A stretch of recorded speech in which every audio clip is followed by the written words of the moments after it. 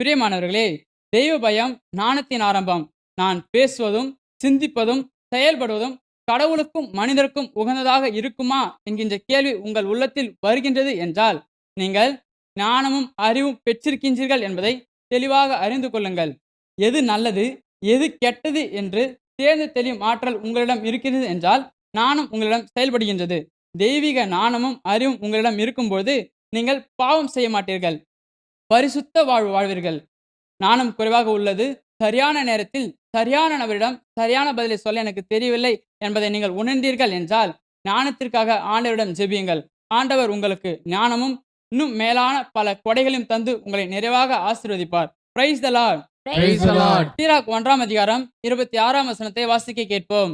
ஞானத்தை நீ அடைய விரும்பினால் கட்டளைகளை கடைபிடி, அப்போது ஆண்டவரே உனக்கு ஞானத்தை வாரி வழங்குவார். Praise the Lord.